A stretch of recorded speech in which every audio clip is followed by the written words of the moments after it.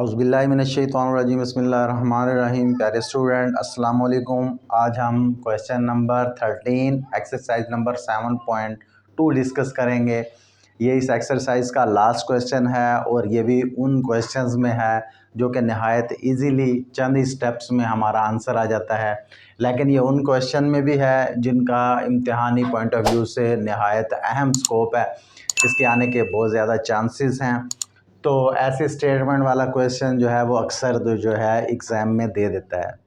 तो बेटा ये भी क्वेश्चन एरिया से रिलेटेड है। एरिया हमारे पास मौजूद है, एरिया वाला हम फार्मूला ज़रूर लगाएंगे, लेकिन यहाँ हमने एरिया तो हमें उसने गिवन है, एरिया दिया हुआ है। इसके अलावा हमें जो है रेडियस भी दिया हुआ है, रदास।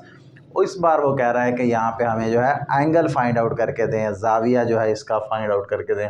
तो चलो चलते हैं, एक डिफरेंट तरीके से एरिया के फार्मूला लगा के हम जो है एंगल फाइंड आउट करेंगे।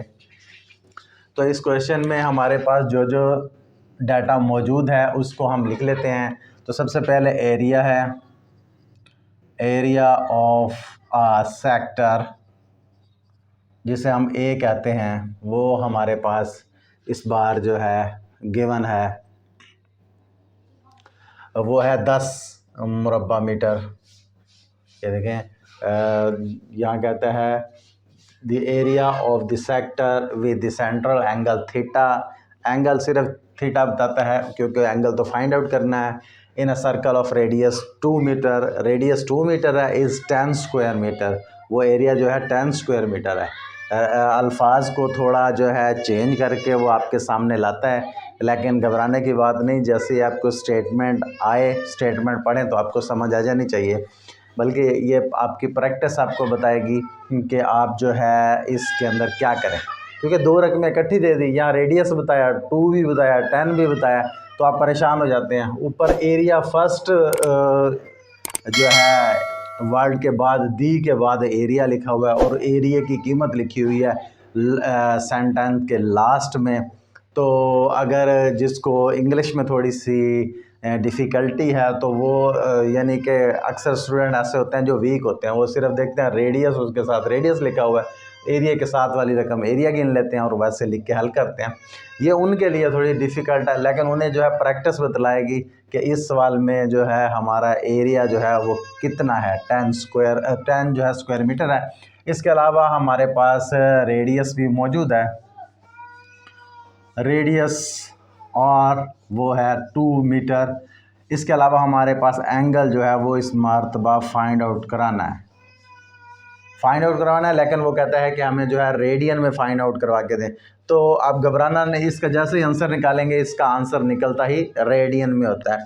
फिर अगर चेंज करना हो, डिग्री वगैरह में बनाना हो तो अलग बात है, लेकिन निकलेगा रेडियन में ही, और वो चाहता भी यही है कि रेडियन में ही बताया जाए।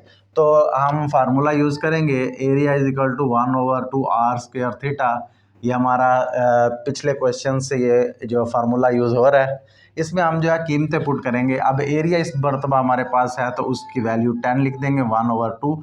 और जो हमारे पास 2 है उसका स्क्वायर रूट है, और इस मरतबा थीटा नहीं है तो थीटा वैसे ही हमने लिख दिया, उसकी वैल्यू नहीं थी वो वैसे लिख दिया गया।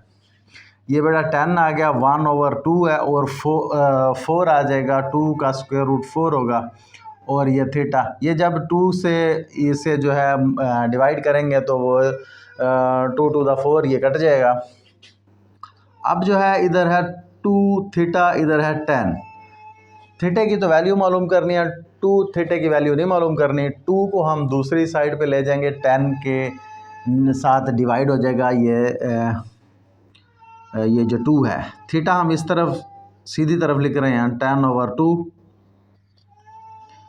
अब देखें बेटा, इसे डिवाइड करेंगे तो 5 आएगा, तो 5 के आगे बस आप लिख दें रेडियन।